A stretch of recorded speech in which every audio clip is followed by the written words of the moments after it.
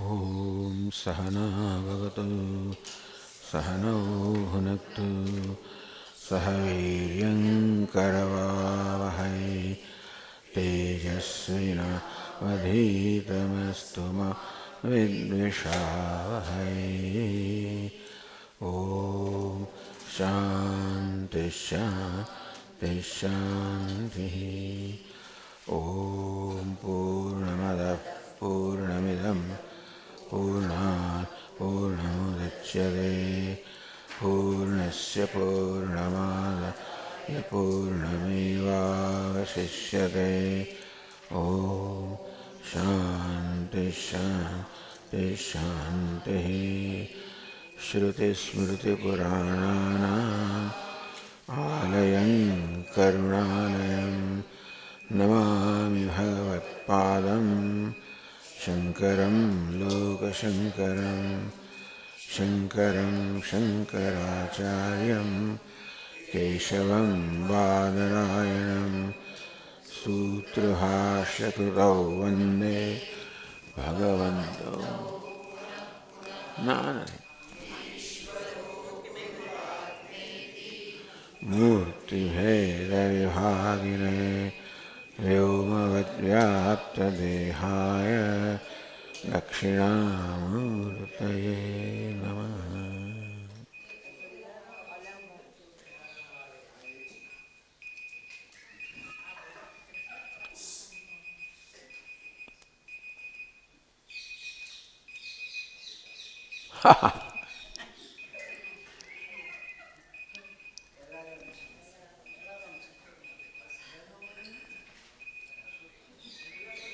એ છોડી દીધું.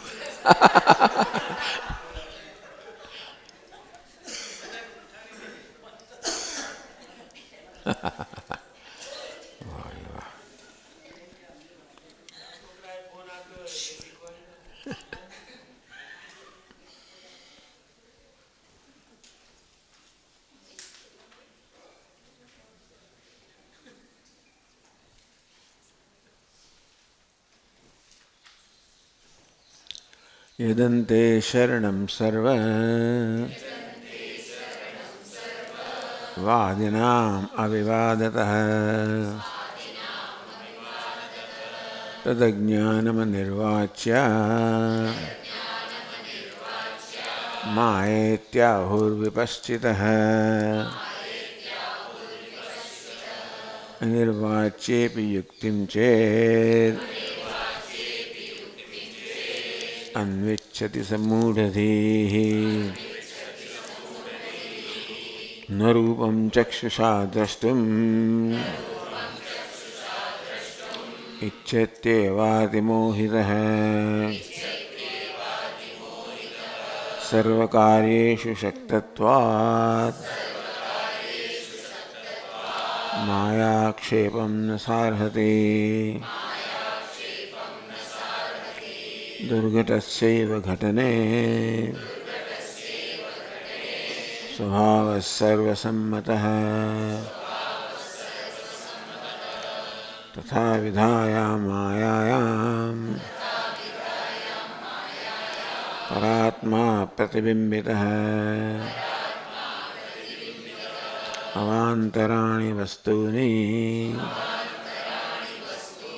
कालादीन्यदि तिष्ठति।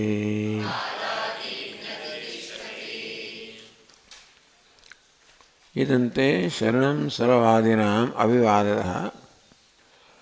બધા જ વાદીઓએ છેવટે જેનું શરણ લેવું પડે છે તદ અજ્ઞાનમ, એ છેવટે અજ્ઞાન છે, હું જાણતો નથી, આથી વધારે મને ખબર નથી. એ અનિવાચ્ય માયા આહુ વિપશ્ચિત. તો આપણે એમ કે ભાઈ મને ખબર નથી, આથી આગળ હું જાણતો નથી, એને વિપશ્ચિત સાદ વિદ્વાન લોકોએ અવિદ્યા કહી કે પછી માયા પણ કહી. તો માયા કેમ છે? અનિર્વાચ્ય યુક્તિશ્ચેત અન્વિચ્છતિ. તો પછી માયાનું કારણ શું? સમૂઢધિ, જે બધાનું કારણ છે જ્ઞાન, એનું કારણ પૂછનાર તો ખરેખર મૂળધિ, મૂળ મનુષ્ય છે. ન રૂપમ ચક્ષુષા દ્રષ્ટુમ ઈચ્છત્યેવાતિ મોહિત. કહે કે મને આંખોથી નહીં બીજી ઇન્દ્રિયથી રૂપ જોવું છે, એને એવી મૂઢતા છે. જ્યારે કોઈ પૂછે કે ભાઈ માયાનું કારણ છે, અજ્ઞાન જ બધાનું કારણ છે. બધા જ કારણો છે અજ્ઞાનમાં પરિણમે છે. અને તેથી જે છે, જે બધાનું કારણ છે એનું કોઈ કારણ છે નહીં. અજ્ઞાન કેમ છે? માયા કેમ છે? તો કે છે એટલે બીજું બધું છે. અજ્ઞાન છે એટલે આવરણ છે, માયા છે, વિક્ષેપ છે, એટલા માટે બધું છે. જે કંઈ છે બધાને કારણે છે. એ કેમ છે એનું કોઈ કારણ આપી શકતા નથી. એટલે એની પર પછી અન્વેષણ કરનાર છે પોતાનો સમય વેડફી રહ્યો છે. સર્વકાર્યેષુ શક્તત્વાत् માયા આક્ષેપમ ન સારહતિ. કોઈ માયાને સ્વીકારવા તૈયાર ન થાય, માયા નકારે તો કે સર્વકાર્યેષુ શક્તત્વાत्, બધું જ કરવા જ શક્તિમાન છે એવી માયા નથી એવું કહેવાની ખરેખર એ કહેવાનું સહન કરતી નથી, અથવા એ કહેવું યોગ્ય નથી. જે બધું જ કરવામાં સમર્થ છે એ નથી એવું કહેવું યોગ્ય જ નથી. દુર્ઘટસ્યેવ ઘટને સ્વભાવ સર્વસંમત. જે દુર્ઘટ છે, જે ઘટી શકે નહીં, તર્કથી જે શક્ય ના બને એને પણ શક્ય બનાવનારી આ માયા છે. અને બધા એમાં એવો માયાનો સ્વભાવ છે, બધા વિદ્વાનોમાં સંમત છે. અને તેથી માયા નથી એવો આક્ષેપ કરવો ન સારહતિ. આ પ્રકારનો આક્ષેપ માયા એની માટે યોગ્ય નથી કે આપણે આવો આક્ષેપ કરીએ. ટૂંકમાં અઘટિત ઘટના પટીયસી જે સંભવિત નથી ને સંભવ કરવું, આમ જોવા જઈએ તો બધી વસ્તુ એવી જ છે. કોઈ વસ્તુનું મૂળ તપાસવા જઈએ તો નથી જાણતો એમ જ આપણે કહેવું પડે. એટલે કેમ છે આપણે નક્કી કરી શકતા નથી. જ્યારે કહીએ કે આ કેમ તો પેલા છેવટે આપણે એવા સ્તર પર આવીએ ત્યારે સ્વીકારવું પડે કે આથી વધારે જાણતો નથી. તો બધી વસ્તુઓ છેવટે આવી રીતે અજ્ઞાનમાં જઈને વિરમે છે. એટલે બહુ સ્પષ્ટ છે કે બધું અજ્ઞાનની ઉપજ છે, કે માયાની ઉપજ છે. અજ્ઞાન કહો, માયા કહો. અને આ રચના જે છે એ ખરેખર તો દુર્ઘટ છે. આ અત્યંત વૈવિધ્યપૂર્ણ અને અનેક ચમત્કારપૂર્ણ આ જગત છે ખરેખર એ સમજાવી શકાય એમ તો નથી, પણ એ કેમ સર્જી શકાય એ પણ કલ્પના ના આવે. આપણે તો મેં કહ્યું એ પ્રમાણે બહુ અંદર જતા નથી, પણ કશીક વસ્તુને આપણે જરા સૂક્ષ્મતાથી તપાસવા માંગીએ તો આપણે ખરેખર આશ્ચર્યચકિત થઈ જઈશું. મેં એક પાંદડું પણ જોઈએ જરા સૂક્ષ્મદર્શક યંત્રથી જોઈએ તો આપણે ચકિત થઈ જઈશું. હોવાની શું રચના છે! આમ દરેક વસ્તુની રચના જ્યારે સૂક્ષ્મતાથી જોઈએ ત્યારે આપણે આશ્ચર્યચકિત થઈ ગયા. જોઈએ કે આ રચના જે છે એ ખરેખર કલ્પનાની બહારની છે. દુર્ઘટસ્યેવ ઘટનાય સ્વભાવ. આ માયા દુર્ઘટ છે, જે અસંભવ છે, તર્કથી સમજાવી શકાય એમ નથી, એનું સર્જન કરવું એ માનો સ્વભાવ છે. તથા વિધાયામ માયામ પરમાત્મા પ્રતિબિંબિત આવી માયા છે જેનાથી બધું સર્જન થયેલું છે. અને માયા આવી હોવાને કારણે એનું કાર્ય પણ એવું જ છે. આ જગત પણ માયાનું ઉપજ હોવાને કારણે એ પણ સમજી શકાય એવું નથી. એના વિશે પણ કશો દ્રઢ કે અંતિમ નિશ્ચય થઈ શકે એમ નથી. મેં કહ્યું ને, જગતની કોઈ પણ ઘટના જુઓ, સારી ખરાબ ગમે, પણ અંતિમ નિર્ણય ના થાય કે આમ કેમ કર્યું ને કેમ થયું. કારણ ઘણા બધા દોષો છે. આણે આમ કર્યું મળે પેલાએ કર્યું, પેલાએ કર્યું મળે આણે કર્યું, આણે કર્યું કારણ પેલાએ કર્યું, પેલાએ કર્યું કારણ આણે, પેલાએ કર્યું આણે કર્યું. આણે કર્યું, પેલાએ કર્યું, પેલાએ આ પ્રકારે ભિન્ન ભિન્ન પ્રકારના દોષો છે. અન્યોન્યાશ્રય દોષ છે. મેં કર્યું કે તે કર્યું, તે કર્યું કે મેં કર્યું. ચક્રાત્મક મેં કર્યું, એણે કર્યું, એણે મેં. આ પ્રકારના દોષોથી જ ભરપૂર છે આવી જગત. કોઈ ઘટનાને સૂક્ષ્મ તપાસીએ તો આવું જ છે. આવી માયા છે જેના વડે જગત રચાયું છે. જગત પણ એવું જ છે. અવાંત તો તથા વિધાયામ માયામ પરમાત્મા પ્રતિબિંબિત. આવી માયામાં પરમાત્મા પ્રતિબિંબિત થયો છે. આ પ્રતિબિંબ એક મોડલ છે, દૃષ્ટાંત છે. માયા અને પરમાત્માને કોઈ ભૌતિક કે વાસ્તવિક સંબંધ નથી. ભિન્ન માયા ભિન્ન છે તો કહી ના શકાય, અભિન્ન છે કહી ના શકાય. ભગવાનનું અંગ છે ના કહી શકાય, માયા પોતે અંગ વગરની છે ના કહી શકાય. આમ જેના વિશે કશું કહી શકાય એવું નથી. એ માયામાં પરમાત્મા એટલે આવી શક્તિ છે. આ જગતનું આપણે જ્યારે નિરીક્ષણ કરીએ અને જગતનું વિશ્લેષણ કરીએ ત્યારે જગત આવું જ છે. તેનું કારણ પણ એવું જ એ જ છે ને. આવી માયામાં પરાત્મા પ્રતિબિંબિત. આવી માયામાં પરમાત્મા પ્રતિબિંબિત થયો છે. આપણે એક મોડલ છે પ્રતિબિંબ. હવે પ્રતિબિંબિત એ કોઈ મુખ્ય અર્થમાં ના હોય. પ્રતિબિંબ કે માયા એવી જાતનું માધ્યમ છે જે પ્રતિબિંબિત કરે અને પરમાત્મા પ્રતિબિંબિત થાય. એ માટે જે બધી શરતો જોઈએ એ બધી શરતો સંતોષાતી નથી. કારણ કે માયા પરમાત્મા ભિન્ન નથી. પ્રતિબિંબિત થવા માટે કંઈક ભેદ જોઈએ ને બે મને અરીસાની વચ્ચે એવું કોઈ અંતર પણ નથી. પણ જે છે એને આપણે પ્રતિબિંબના દૃષ્ટાંતથી સમજાવી શકીએ એમ છે. અવાંતરાણી વસ્તુઓની કાલાદિની અતિતિષ્ઠતી. આ પ્રકારે માયામાં પ્રતિબિંબિત થઈને પરમાત્મા જાણે માયાનું અધિષ્ઠાન છે. તેથી માયા પછીના જે કારણો છે બધા કારણો પણ ભગવાન અધિષ્ઠાન છે. આપણે 21મા શ્લોકથી આગળ વધીએ. 23. ઓહો. માયા વિશિષ્ટમીશાનમ જગદાકારતામ ગતમ સંસાર ચક્રમિત્યાહુ.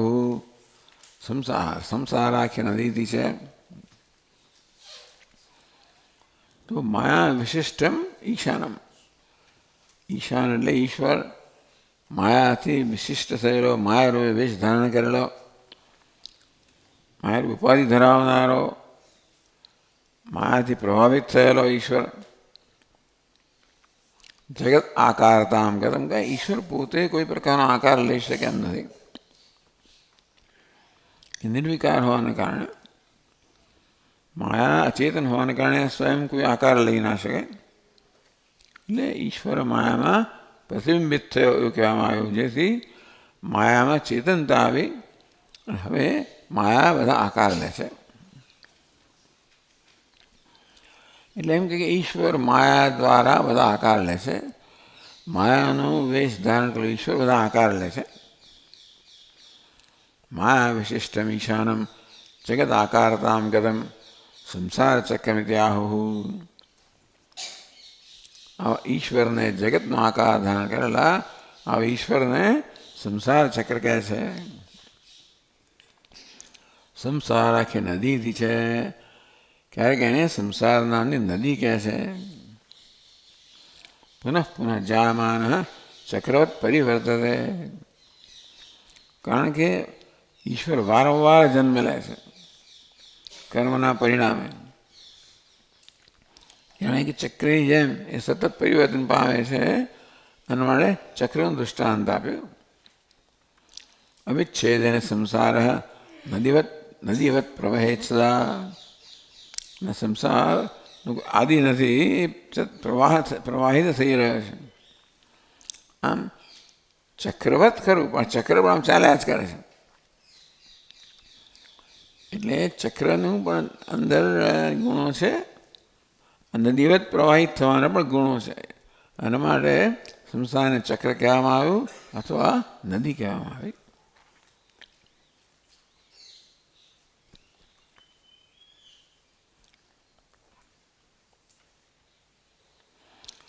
જીવેશાન પરબ્રહ્મણામ સ્વરૂપમ પ્રદર્શ્ય વેદરહસ્યજ્ઞાઃ બ્રહ્મપરાઃ ભવેયુઃ ઇતિ.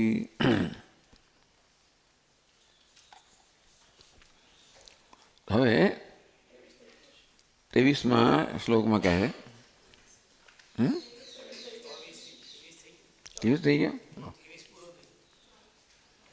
જીવો હંકારોપહિત ચક્રભ્રામ્યતે સદા માયોપહિત ઈશાનો જન્મસુ પ્રેરેદમુમ. અહંકાર ઉપહિત જીવ સદા ચક્રવત ભ્રામ્યતે. અહંકાર અપી ઉપાધિ ધરાવનાર, વેશ ધરાવનાર આ જીવ છે એ સતત ચક્રી એને ભમાવવામાં આવે. ભ્રામ્યતે એ ભ્રમણ કરતો નથી, એને ભ્રમણ કરાવવામાં આવે છે. ઈશ્વર સર્વભૂતાનાં હૃદ્દેશે તિષ્ઠતિ ભ્રામયન સર્વભૂતાની યંત્રારૂઢાની માયા. ભગવાનને ભ્રમણ કરાવે છે જાણે. માયોપહિત ઈશાન જન્મસુ પ્રેરેદમુમ. માયારૂપી ઉપાધિ કે વેશ ધરાવનાર ઈશ્વર જે છે એ આ જીવને જન્મ એક પછી એક જન્મમાં પ્રેરે છે. એના માટે કર્મ કારણ છે, કર્મ એ કારણ કે છેવટે પ્રેરણા કરનાર તો ઈશ્વર છે. ઈશ્વરને જીવમાં આ પ્રકારના અંતર બતાવ્યું કે પ્રેરણા કરનાર જે છે એ ઈશ્વર છે, જેના કારણે જીવ આ ચક્રની જેમ ભ્રમણ કરી રહ્યો છે.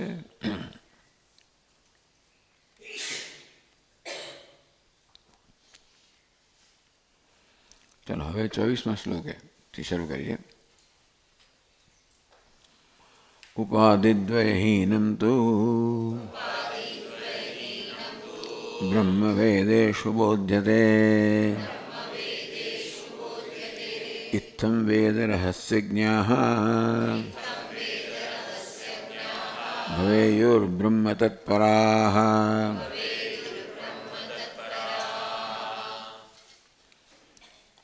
ઉપાધિદ્વયહીનમ તુ, બે પ્રકારની ઉપાધિના જીવ અહંકાર ઉપહિત. એક જીવની ઉપાધિ બતાવી અહંકાર, ઈશ્વરની ઉપાધિ બતાવી માયા. ઉપાધિદ્વયહીનમ તુ, અહંકાર એટલે વ્યક્તિત્વ, માયા એટલે સમષ્ટિત્વ.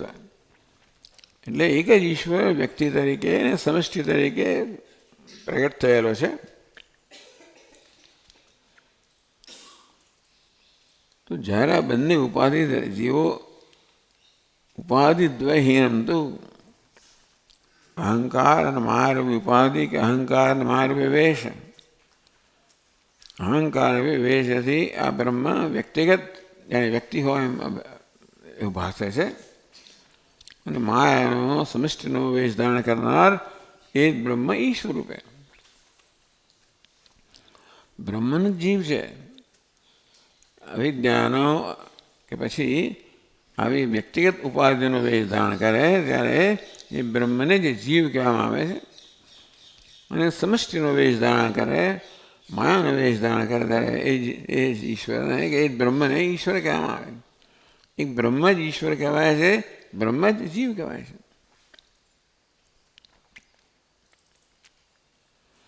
ઉપાધિદ્વયહીનમ તુ બ્રહ્મવેદેષુ બોધ્યતે. મૂળ બ્રહ્મ તો બંને પ્રકારની ઉપાધિથી મુક્ત છે. વ્યક્તિગત ઉપાધિથી કે સમષ્ટિ ઉપાધિથી બંને ઉપાધિથી મુક્ત બ્રહ્મ વ્યક્તિગત વેશ પહેરે ત્યારે જીવ કહેવાય, સમષ્ટિ વેશ પહેરે ત્યારે ઈશ્વર કહેવાય. ઇત્થં વેદ રહસ્યજ્ઞા ભવેયુઃ બ્રહ્મતત્પરાઃ. આ પ્રકારે વેદ રહસ્યજ્ઞા, વેદનું રહસ્ય જાણનારા જે છે એ બ્રહ્મ તત્પરાહ ભવેયુઃ. બ્રહ્મને તત્પર, બ્રહ્મને વરેલા, બ્રહ્મના ભક્તો બની રહી જાય છે. બ્રહ્મ એમાં જો એકમાત્ર ધ્યેય હોય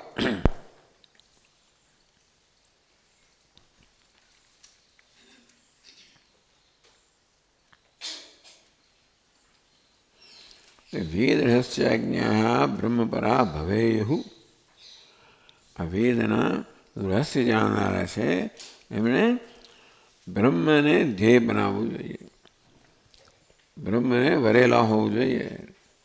ટૂંકમાં બ્રહ્મ બનવાની કે બ્રહ્મ જાણવાની એમની ઈચ્છા હોવી જોઈએ અને એ જ એનો ધ્યેય હોવું જોઈએ.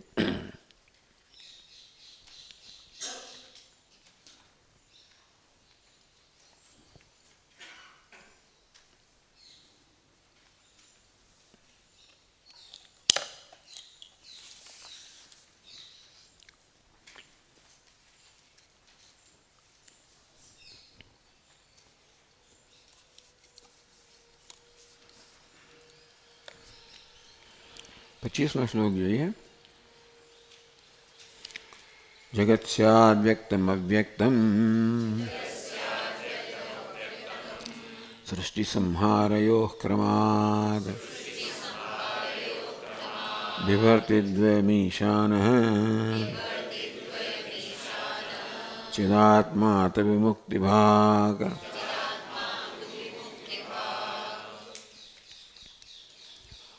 સૃષ્ટિ સંહારયોઃ જગત ક્રમાત વ્યક્તમ અવ્યક્તમ સ્યાત.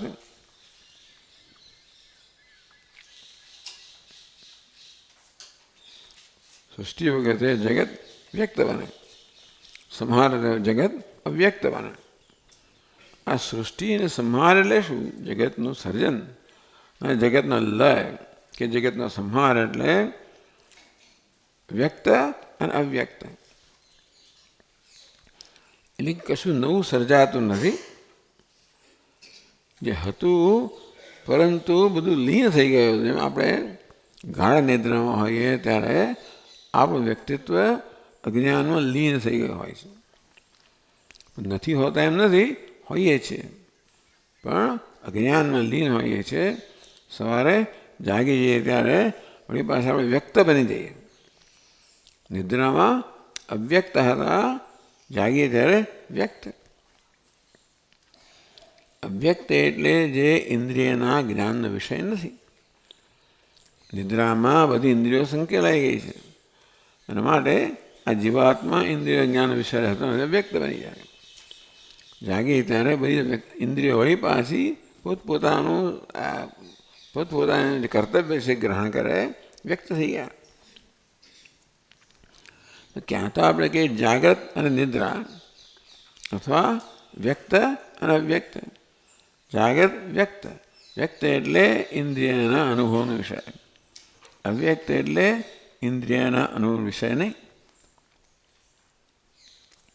જગત સ્યાદ વ્યક્તમ અવ્યક્તમ સૃષ્ટિ સંહારયોઃ ક્રમાદ. તો જગત પણ એ સંહાર થાય ત્યારે લય થાય ત્યારે જગત કેવું બની જાય? અવ્યક્ત બની જાય. સર્જન થાય ત્યારે વ્યક્ત બને. એટલે ટૂંકમાં કોઈ નવું સર્જન થતું નથી કે કંઈ વસ્તુનો નાશ થતો નથી, કોઈ નવી વસ્તુ ઉત્પન્ન થતી નથી. જે છે એનો નાશ થતો નથી. આપણે જે નાશ માનીએ છીએ એ તો વસ્તુ આપણા અનુભવનો વિષય રહેતી નથી. એટલે આપણે કે નથી.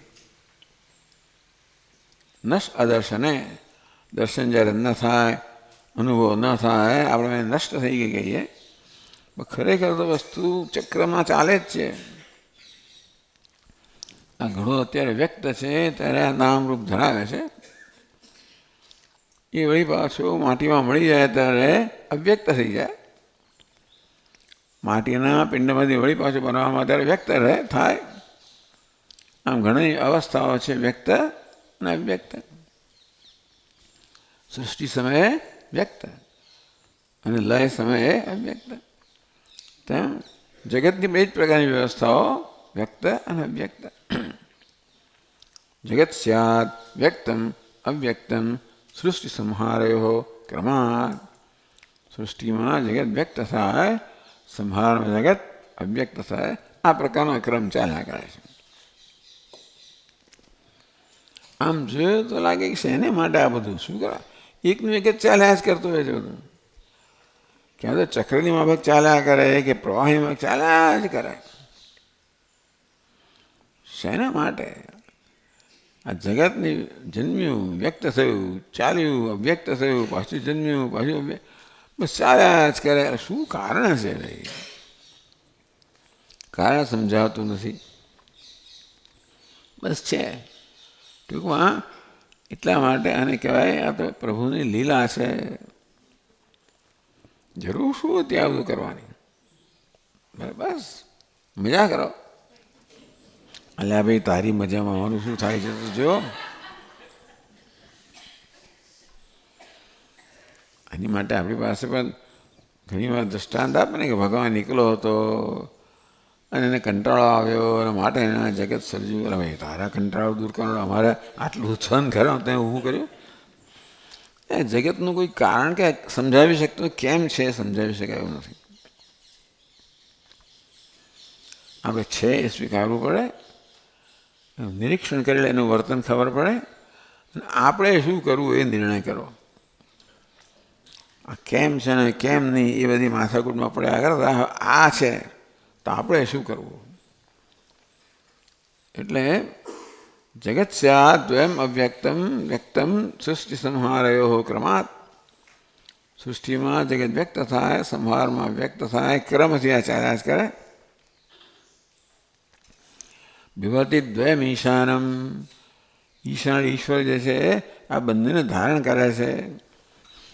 ઈશ્વરનો લય પણ ના થાય, ઉત્પત્તિ પણ ના થાય, અધિષ્ઠાન છે. એને પર આ ઉત્પત્તિ લયનો ખેલ બધો ચાલ્યા જ કરે છે. એટલે બસ ભગવાને તો એને તો શેષ અનાગની જેમ બધું ધારણ કર્યું. ઠીક એ દૃષ્ટાંત આપવામાં આવે જેમ શેષ અનાગે જગત ધારણ કર્યું હોય. એ સરસ બધા એના શેષ કેમ કહેવામાં આવ્યું? કારણ કે શેષ રહે છે. બધું લય થયા પછી શેષ જે બચે એ રહે, એ જગતને ધારણ કરે છે. વળી પાછું શરૂ થાય. આ પ્રકારની પ્રક્રિયા છે.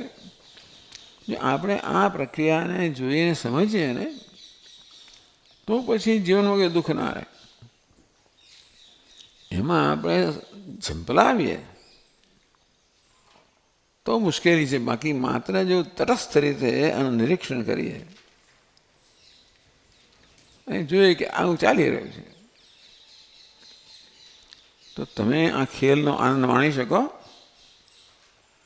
અને નાટક કેમ છે કે છે, નાટકનું કારણ શું કે છે? રાજા કેમ આવું કરે છે? કરે છે. રાજાને મન થાય ગણી આવો વેશ લઈને આમ જુદો વેશ લઈને ફરતો કેમ? બસ એની મરજી. એટલે આ ખેલનું શું કારણ છે એ એની માથાકૂટમાં પડ્યા કરતા આ ખેલમાંથી કે મુક્ત થવું. ચિદાત્મા તો વિમુક્તિ ભાગ. ખેલ કરનાર છે વિભર્તિ દ્વયમ ઈશાનમ. ઈશાન ઈશ્વર તો સૃષ્ટિ સ્થિતિ લય આજે બધો ખેલ ચાલી રહ્યો છે એને ધારણ કરનાર ઈશાન છે, ઈશ્વર છે. અને ચિદાત્મા આ બધાનું સ્વરૂપ ચૈતન્ય છે. ચૈતન્ય જ માયારૂપી વેશમાં ઈશ્વર કહેવાય છે. એ ચૈતન્ય અજ્ઞાન વેશથી જીવ કહેવાય છે. એ જ ચૈતન્ય આ નામરૂપ વેશથી જગત કહેવાય છે. આ જીવ જગત ને ઈશ્વર પેલા આપણે ત્રણ કહીએ પરંતુ એ તો ત્રણ ઉપાધિને કારણે છે.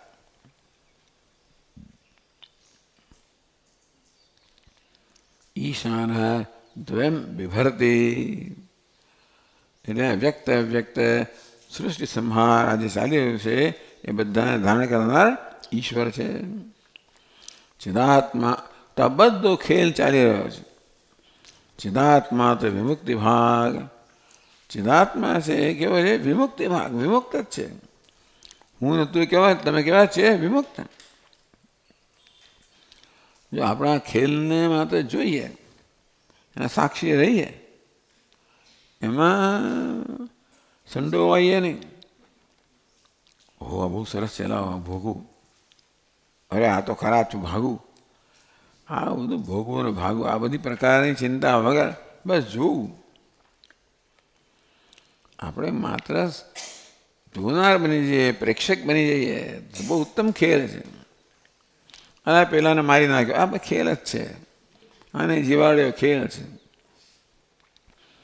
નાટકમાં કે બને તો આપણે પોલીસને બોલાવતા નથી, અહીં તો બોલાવીએ, બોલાવવું છે, પણ ટૂંકમાં હા આવું જે જોનાર છે તો કે આવું તો ખેલ જ છે, એ કર્મનો નિયમ છે, એ પ્રમાણે ચાલી રહ્યો છે બધું, જન્મ મૃત્યુ વગેરે સુખ દુઃખ ચાલી રહ્યા છે. અને માટે એની અંદર સંડોવાવાની જરૂર નથી, ઝીંપલાવવાની જરૂર નથી, માત્ર તમે એના નિષ્પક્ષ સાક્ષી બની રહો. ચિદાત્મા તો વિમુક્તિ ભાગ, તો ચિદાત્મા છે તો હંમેશા મુક્ત છે.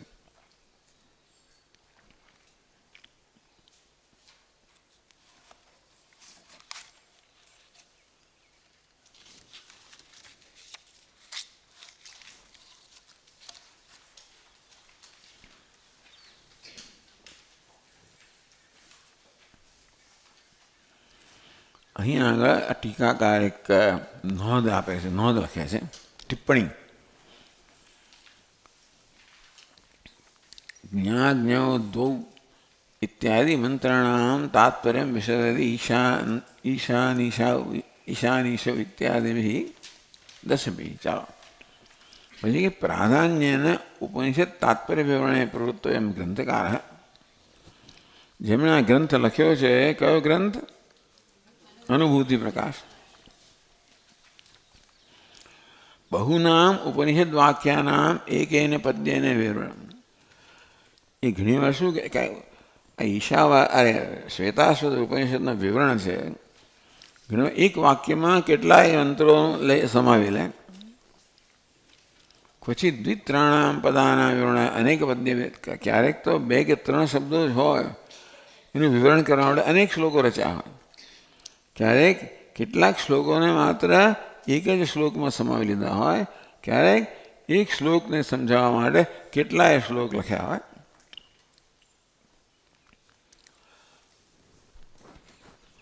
તત્ર તત્ર ઉપનિષદર્થ વિશદીકરણાય બહુવિધ યુક્તિ પ્રમાણાદિ ઉપન્યાસમ ચ કરોતિ. અને જ્યારે જ્યારે જરૂર લાગે ત્યારે ઉપનિષદ છે એમણે જે કહ્યું છે એ આપણને જલ્દી ન સમજાય તો એ સમજાવવા માટેનો તર્ક વગેરે પણ આપણે આપતા હોય છે. એ પ્રકારે આ ગ્રંથકાર એટલે અનુભૂતિ પ્રકાશના ગ્રંથકાર વિદ્યારણ્ય સ્વામી આ ઉપનિષદમાં બધી વસ્તુ લાંબુ નથી કરતા. એટલા માટે હા ભલે ઉપનિષદ બહુ લંબાણથી ઘણી વસ્તુ કહેતું હોય તો આ ગ્રંથકાર સંક્ષેપમાં સમજાવે છે. ઉપનિષદે ગંભીર વાત અત્યંત સંક્ષેપમાં કહી હોય તો એને જરા વિસ્તારથી કહે. એટલે એ પ્રકારે આપણને જે જરૂર હોય એ રીતે આનું વિવરણ કરવામાં આવ્યું છે. આપણને લાગે આ તો એક વાક્યમાં એક શ્લોકમાં 3 શ્લોકો સમજાવી હતા, ક્યારેક એક શ્લોક સમજાવે 5 શ્લોકો લખ્યા. આવું કેમ? તો કે આ પ્રકારની એમની આવી જાતની પદ્ધતિ છે. તત્ર ઉપનિષદ અર્થ વિશદીકરણાય બહુવિધ યુક્તિ પ્રમાણાદિ ઉપન્યાસમ કરોતિ. ઘણી વાર બધી યુક્તિઓ પણ આપે એ ઉપનિષદ સમજાવવામાં. અતઃ કાર્ષ્ણેન ઉપનિષદ વાક્યાનામ અર્થ ભાષ્યાદિત એવ અવગંતવ્ય. એટલે આ ટીકા આપણે વાંચીએ ને, જે અત્યારે વાંચી રહ્યા છે, એનાથી ઉપનિષદના બધા વાક્યોનો અર્થ આપણે ન પ્રાપ્ત કરી શકીએ. ક્યાંક શું એક શ્લોકમાં 2-3 મંત્રો લીધા હોય. કહે છે કે તમારે જો બધા જ મંત્રોનો વિસ્તારથી જ્ઞાન સમજવું હોય તો ભાષ્યનો આશ્રય લો. આ ઉપનિષદ પર જે શંકરાચાર્ય મારું ભાષ્ય છે એમાંથી તમે દરેક મંત્રમાં તો સમજી શકશો. અહીં તો ગ્રંથકારે બહુ ના હોય જરૂરી, એમાં જલ્દી કરી નાખ્યું છે. જરૂરી હોય ત્યાં વિસ્તાર કર્યો છે. એમ કરીને આપણી ઘણી શક્તિ બચાવી છે એમણે. ભાષ્યકાર બધું બધું સમજાવ્યું હોય, અહીં જે અગત્યનું છે જરા એનો ભાર દીધો હોય અને ના હોય ને જવા દીધો હોય.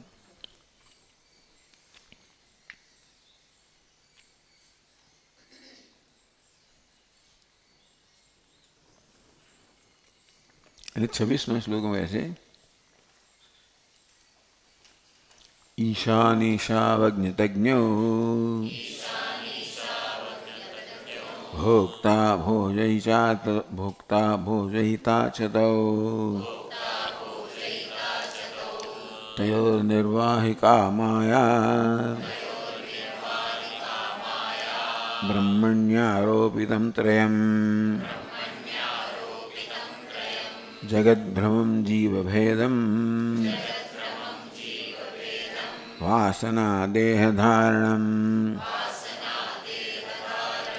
ચતુષ્ટયમ નિરાકુર્યાત અવિદ્યાનાદિતિક્રમાદ.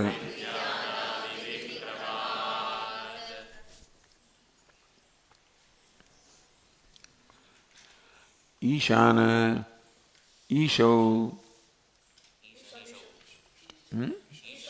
ઈશ અનીશો બરાબર છે. અજ્ઞ તજ્ઞ ઈશ અનીશ. ઈશ ઈશ્વર અનીશ જીવ. પછી અજ્ઞ તજ્ઞ. અજ્ઞ એટલે અજ્ઞાની, તજ્ઞ એટલે તે જાણનાર. તજ્ઞ તજ્ઞ તજ્જાનાતિ. એ અજ્ઞ અને જ્ઞાની અને અજ્ઞાની, અજ્ઞાની અને જ્ઞાની. એટલે જીવ અને ઈશ્વર, અજ્ઞાની અને જ્ઞાની. ભોગતા ભોજયિતા. આ જીવ છે એ ભોગવનાર છે. આપણે વસ્તુ ભોગવીએ છીએ, આપણે ઇન્દ્રિયો દ્વારા અનુભવીએ છીએ, તો પણ આપણને ભોગવવાની વ્યવસ્થા કોણ કરી આપે છે? ઈશ્વરે બધી વ્યવસ્થા કરી છે. આ ભોગના વિષયો ઊભા કર્યા છે. આ અનુભવવાળી ઇન્દ્રિયો આપેલી છે અને આપણે ભોગવી છે, આપણે કર્મ આપેલું છે. આ બધી વ્યવસ્થા કરનાર ઈશ્વર છે, જેથી આ જીવાત્માઓ વિષયોનો ઉપભોગ કરી શકે. એટલે આપણે એને ભોજયિતા કહીએ. આપણે કોણ છે? ભોગતા, ભોગવનારા છીએ. એ કોણ છે? એ ભોગવાવનારો છે. એટલે આપણને ભગવા આપણે અનુકૂળતા કરી આપનારો છે. અને વિષયો રચ્યા, ઇન્દ્રિયો રચી, મન રચ્યું, આ બધું રચ્યું ત્યારે આપણે આ જે વિષયો છે એને ભોગવી શકીએ છીએ. એટલે આ ભોગવવાની બધી વ્યવસ્થા ઊભી કરનાર ઈશ્વર છે. ઘણું કામ કર્યું છે મા ભગવાને. ભગવાને કેટલું બધું કામ કર્યું એ વિચારો. કારણ કે દરેક જણની ઈચ્છા જુદી હોય ને. દરેકને ભલે આપણે માની કે આપણે એક જ વસ્તુ જોઈ રહ્યા છે, પણ દરેકની રીત જુદી હોય, દરેકનો ઈરાદો જુદો હોય, વગેરે વગેરે. એટલે તુંડે તુંડે મતિર ભિન્ના. અને માટે જેટલી મતિ હોય એટલી દ્રષ્ટિ હોય બધી. એ બધી વિવિધતા, આ કેટલી આ વિવિધતા, અગણ્ય વિવિધતા, ગણી ન શકાય એટલી. આ બધી રચના કરનાર તો ભગવાન જ છે. આ એક વૃક્ષ રચવું ને એની આટલી ડાળીઓ ને આટલા પાંદડા ને આ બધું એ રચના જુઓ એટલી જટિલ હોય છે. ને આવા અસંખ્ય વૃક્ષો હોય, અસંખ્ય કેટલી પક્ષીઓ, અસંખ્ય વસ્તુઓ બધી. એ દરેક દરેક વસ્તુ ઘણી જટિલ હોય છે. એક પક્ષી કી સામાન્ય નથી હોતું. એક પાંદડું સામાન્ય, દરેક દરેક વસ્તુ જટિલ હોય. આ બધી અસંખ્ય જટિલ વસ્તુ રચના કરનાર.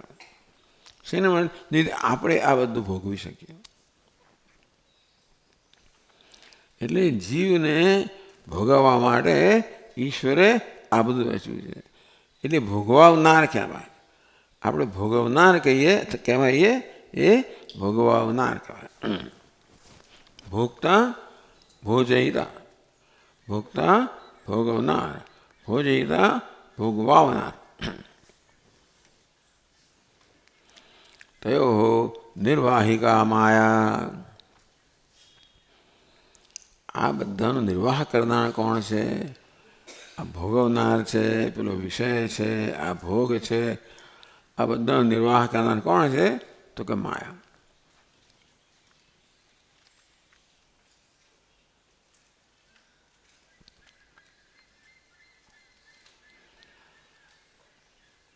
27મો શ્લોકમાં કહે છે જગત ભ્રમમ જીવ ભેદમ વાસના દેહધારણમ ચતુષ્ટયમ નિરાકુર્યાત અભિધ્યાનાદિભિઃ ક્રમાદ.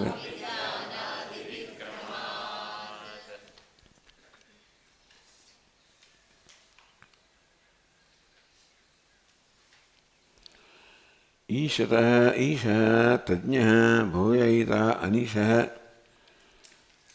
આ ચાર થયા. જીવ અજ્ઞ ભોક્તા તયો જીવત્વે સત્વ નિર્વાહિકા માયા. એટલે જીવનું જીવપણું ઈશ્વરપણું આ બધાનો નિર્વાહ કરનાર ઉપાધિ પ્રદાન કરનાર માયા છે.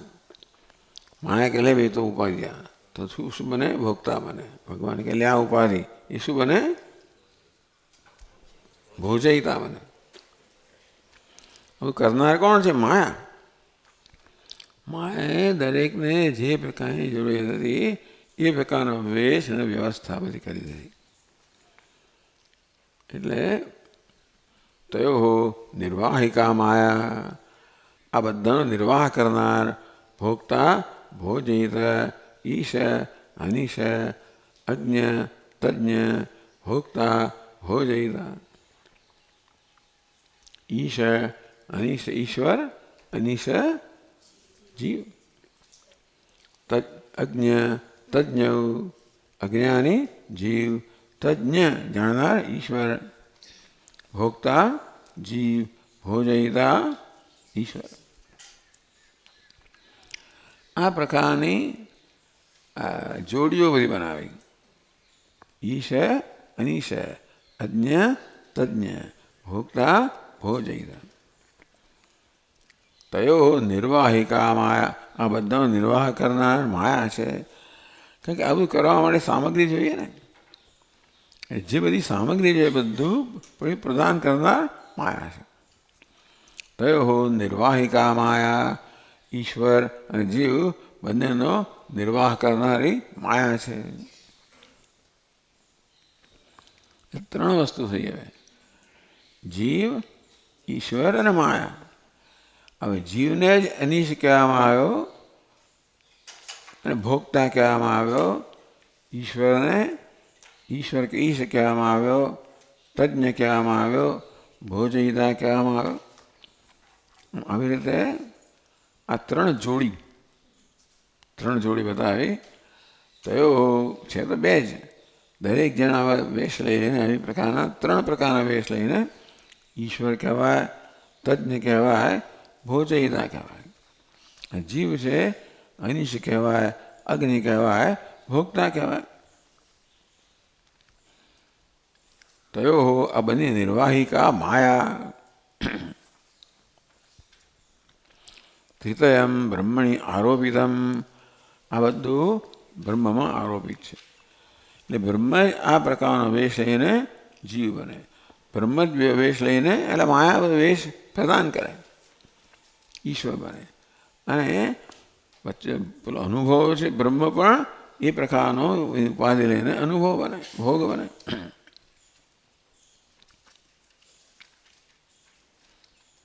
ત્રિતયમ બ્રહ્મણી આરોપિતમ. જીવપણું, ઈશ્વરપણું અને ભોગવવાપણું આ બધું છે બ્રહ્મ જ જીવ છે, બ્રહ્મ જ ઈશ્વર છે, બ્રહ્મ જ ભોગ છે, વિષય છે. આમ બ્રહ્મ જ એક વેશમાં જીવ કહેવાય છે, બ્રહ્મ બીજા વેશમાં ઈશ્વર કહેવાય, એ જ બ્રહ્મ બીજા વેશમાં ભોગનો વિષય કહેવાય. ત્રિતયમ બ્રહ્મણી આરોપિતમ. આ ત્રણ વસ્તુઓ જે છે એ બધી બ્રહ્મ પર આરોપિત. ટૂંકમાં બ્રહ્મ જ આ ઈશ્વર જેવો ભાષે છે, જીવ જેવો ભાષે છે અને આ ભોગ તરીકે ભાષે છે. આ પ્રકારે આ ત્રણે બ્રહ્મણી આરો એટલે બ્રહ્મ જ આ ત્રણ વેશ ભજવે છે. બ્રહ્મ કહો, ભગવાન કહો, એ જ અજ્ઞાનનો વેશ લઈને અજ્ઞાનો વેશ લઈને જીવ, તજ્ઞનો વેશ લઈને ઈશ્વર અને એ બંનેના અનુભવ માટે ભોગ કે વિષયો. તમે જુઓ છે એક જ આ બધા, એટલે બધી વિવિધતાની પાછળ એકતા રહેલી છે. એ મુખ્ય વિષય છે આનો. મુખ્ય દ્રષ્ટિ શું છે? આ બધી વિવિધતાની પાછળ એકતા છે એ બતાવો. એટલે જેટલે અંશે આપણે વિવિધતાને ઓછું મહત્ત્વ આપીએ અને એકતાને વધુ મહત્ત્વ આપીએ એટલે અંશે આપણા જીવનમાં સંઘર્ષ ઓછા થાય. વિવિધતા દેખાઈ જ આવે છે કે હું તમે જુદા છો, અને છતાં બધામાં એકતા પણ રહેલી છે. અહીં બધા સમજાવે છે તે પ્રમાણે જેટલે અંશે આપણે એ એકતા પર આપણું ધ્યાન કેન્દ્રિત કરીએ અને એકતાને જ આપણા જીવનનો પાયો બનાવીએ એટલે અંશે બધા સંઘર્ષ ઓછા થાય. સંઘર્ષ તો બેમાં જ થાય ને, એકમાં સંઘર્ષ થાય નહીં. એવી સ્થિતિમાં આપણે આવીએ, એવું જ્ઞાન પ્રાપ્ત કરીએ જ્યારે બધામાં એકત્વ જ આપણે જોઈ શકીએ કે હું જ છું. જીવ ને ઈશ્વર ને માયા બધું વાસ્તવમાં જે ખેલ ચાલી રહ્યો છે એ ખેલ કરનાર હું જ છું. એવું છેવડા આપણે જોઈ શકીએ ત્યારે કોઈ પ્રકારનો સંઘર્ષ રહે નહીં. એટલે આપણા જીવનને સુખી કેમ? આ વેદાંત શેને માટે છે? એમાં આપણને શું રસ હોય? અરે ઈશ્વરમાં આપણને શું રસ હોય? આપણને આપણામાં રસ છે, આપણા સુખમાં રસ છે. આ બધું સમજવાનું પ્રયોજન છેવટે એ છે કે આપણે દુઃખ કલ્પિત છે, એ કલ્પિત દુઃખમાંથી મુક્ત કલ્પિત છે. જે ભેદભાવ નથી એ ભેદભાવની કલ્પના કરીને આપણે દુઃખ થઈએ છીએ.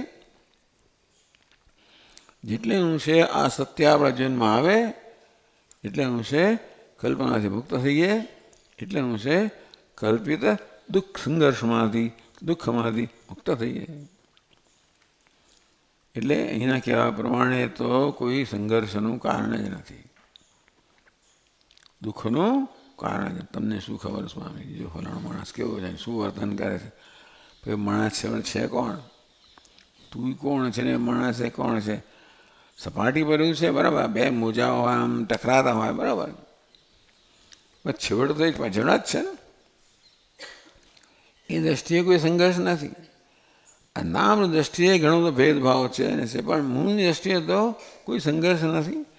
ને જેટલે અંશે આપણે આ સપાટીના ભેદભાવથી ધીમે ધીમે ઉતરતા જઈએ અંદર, એટલે કે આ ભેદ હોય જેટલે અંશે આપણે મુક્ત થતા જઈએ એટલે અંશે આપણે સંઘર્ષમાંથી મુક્ત થઈએ. એટલે જીવન કેમ જીવવું એ જ વેદાંત. આ બધું બહુ છે, બધી ટેકનિકલ વસ્તુઓ, બહુ આપણને જટિલ લાગે છે આ બધું. બધાનું પ્રયોજન સરળ છે કે આપણે જીવન કેમ જીવવું અને સુખેથી કેમ જીવવું. આ બધું અભ્યાસ એ ન જાણીએ સમજીએ તો પછી આ તો બહુ પછી બુદ્ધિની એક વ્યાયામ તો બને એ ના નથી, પણ છેલ્લે બધાનું પ્રયોજન એ જ છે કે ભાઈ આપણા જીવનને સુખી કેમ બનાવવું, જે આપણો અધિકાર છે. જગદ્ભ્રમમ જીવભેદમ વાસના દેહધારણમ ચતુષ્ટયમ. આ જગતનો ભ્રમ, જીવની ભેદ એટલે અસંખ્યતા, અનેકતા, વાસના જેને કારણે આ દેહ ધારણ કરવામાં આવે છે. આ દેહને ધારણ કરવું. ચતુષ્ટયમ નિરાકુર્યાત અભિધ્યાનાદ વિક્રમાત. એટલે આ બધી વસ્તુ છે એના મૂળને આપણે જેમ સમજીએ, અભિધ્યાનનો અર્થ એ છે કે સપાટી પર આ વસ્તુ આવી દેખાય છે, પણ મૂળમાં કેવી છે એ મૂળ અહીંયા બતાવે છે કે કેવી રીતે એક જ તત્વ છે, એણે જ બધો વેશ લીધેલો છે. જેટલે અંશે મૂળમાં જઈએ એટલે અંશે આપણે એકતામાં જઈએ એટલે અંશે સંઘર્ષથી મુક્ત થઈએ. ચતુષ્ટયમ નિરાકુર્યાત અભિધ્યાનાદિભિ ક્રમાત. આ શ્લોક વાંચો. અચ્છા, એટલે જગદ્ભ્રમમ જીવભેદ વાસના દેહ અભિધ્યાન ક્રમેણ નિરાકુર્યાત.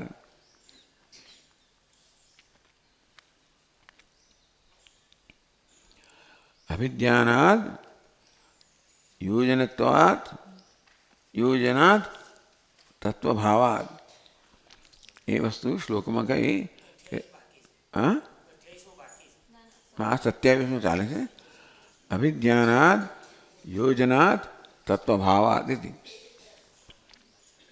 મંત્રોક્ત સાધનત્રયસ્ય ગ્રહણમ ઉપરીતનૈ ધ્યેયતા. તો કે પછીના શ્લોકોમાં સમજાવે છે કે કયા પ્રકારનું અભિધ્યાન વગેરે આ 3 વસ્તુ કહેવામાં આવી. ધ્યાન છે, યોજના, તત્વભાવ. આ 3 સાધનો કયા જેથી આપણે આ બધામાંથી મુક્ત થઈ શકીએ. એ 3 સાધનોનું વિવરણ પછીના શ્લોકોમાં કરવામાં આવે છે, નથી કરવામાં આવતું એવું નહીં.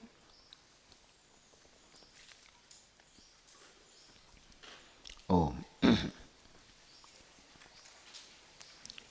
ઓમ પૂર્ણમદઃ પૂર્ણમિદં પૂર્ણાત પૂર્ણમુદચ્યતે પૂર્ણસ્ય પૂર્ણમાદાય પૂર્ણમેવાવશિષ્યતે. ઓમ શાંતિ શાંતિ શાંતિ. શંકરં શંકરાચાર્યં કેશવં બાદરાયણં સૂત્રભાષ્યકૃતૌ વંદે ભગવन्तौ પુનઃ પુનઃ. ઈશ્વરો ગુરુરાત્મેતિ મૂર્તિભેદવિભાગિને વ્યોમવદ્વ્યાપ્તદેહાય દક્ષિણામૂર્તયે. શાંતિ શાંતિ શાંતિ. હરિ ઓમ. શ્રી ગુરુભ્યો નમઃ. હરિ ઓમ.